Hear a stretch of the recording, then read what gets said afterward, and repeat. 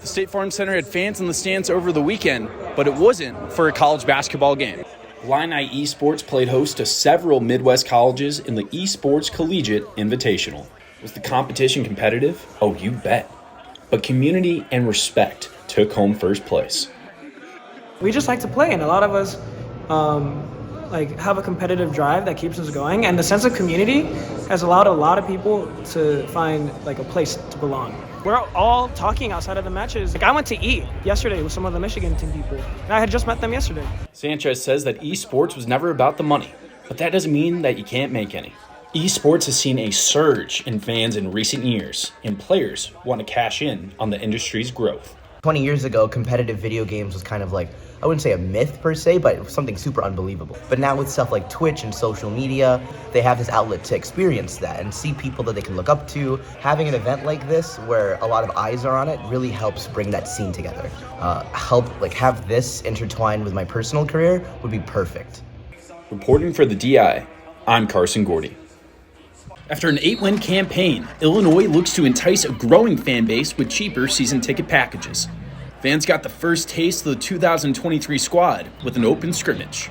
They get season tickets. Hopefully Penn State's under the lights week 3 next year. Especially after last year's great season, we've definitely been just wanting to see more Illinois football, and I'm glad that I've gotten to see a lot of it today. But did Luke Altmaier and the offense pass the eye test? Logan Anderson was pleased, and he hopes to get season tickets in the same seats he had during the scrimmage. I was testing out my spots here. First team offense looked really good when they were out there. I was excited to see them go downfield a little bit more, and Altmaier looked like he settled in a little bit once we got to the full scrimmage. But not all fans were glued to the stands. Some stayed outside and tailgated at Grange Grove during the scrimmage, enjoying the vibes. Mark Madden's wife works at Illinois, but he's a Nebraska fan. Still, he plans to return to Grange Grove when the Cornhuskers come into town. The Grange Grove, what's unique about this is it's right next to the stadium. Tailgating spirit, everybody's outside and, drinking and playing games and listening to music and stuff like that. Reporting for the DI, I'm Carson Gourdie. The trip to Eichelberry Park wasn't a quick one for Chris Sickles and his dog Rizzo. It was a 5-hour drive from his home in Iowa. But gas money won't get in the way of watching his daughter Sydney Sickles pitch her final season in Champaign. Since this is the last go-around, we figured we better come today and watch a game. Chris is now semi-retired, and he travels to nearly every game. This arrangement was set into place after a Hawkeyes snub. Back when she was being recruited, Iowa wasn't interested. Coach Perry and the previous pitching coach are the ones that found her in St. Louis, and the rest is history, I guess. Sydney's career is entering the final frame, breaking numerous Illinois records along the way. But was Chris surprised? Not after traveling to Houston to watch Sydney pitch her first collegiate game. That's the story I tell all the incoming freshmen and stuff to stick with it. Taking on a ranked Oklahoma State program, Sickles said they were good, and they looked like adults. How would his daughter hold up as just a freshman? Thinking when she come trotting out there, she looked just like the Oklahoma State girl. So I think at that point I knew she was probably ready. Sydney had the look, and she got the results. She pitched 2 scoreless innings and earned the save, securing a 7-4 victory on opening day. I watched her throw 2 pitches at the end of that game I'd never seen before. So that was pretty impressive that she'd improved that much. From Illini Sports Night, I'm Carson Gourdie. Pitch swinging, Hunter skies one to deep left field, but did not get all of it. With over a decade in the field, Scott Sudikoff has found a new home in Urbana-Champaign, covering numerous Illinois athletic events for BTN+.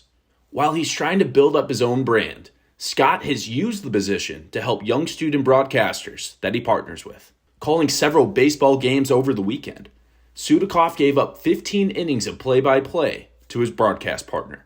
And I know that Anthony in particular wants to be a baseball play-by-play guy, in his career. So I think getting these reps is important. Big small ball weekend. Been 1 home run, right, in these 3 games.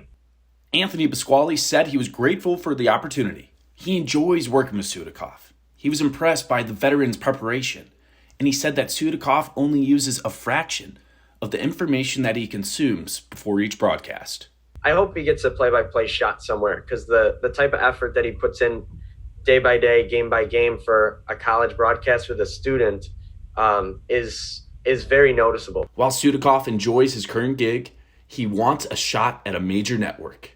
But to achieve that goal, Sudikoff says you have to be flexible. Don't say no to any gig. If you want to make it in the business, you say yes. Because that might be the doorway into something bigger. I'm Carson Gourdie, Illini Sports Net. Illinois took on Illinois State in an offensive slugfest, with each team depleting the pitching staffs. Illinois State went off for 6 runs in the second inning, capped off by Adrian Flores' 3-run homer. Illinois would strike back in the third inning, thanks to an RBI single, but Cam McDonald was thrown out at home plate, keeping the Redbirds in the lead, 6-5. Illinois State would continue to just smack singles across the diamond, inflating the lead up to 10-5. But Illinois shortstop Brandon Comia turned the tide in the 6th inning with a grand slam, cutting the deficit to just 1 run. But the rejuvenated crowd for Illinois wasn't enough. The Redbirds would add on some insurance runs, and Illinois failed to drive in runners in scoring position.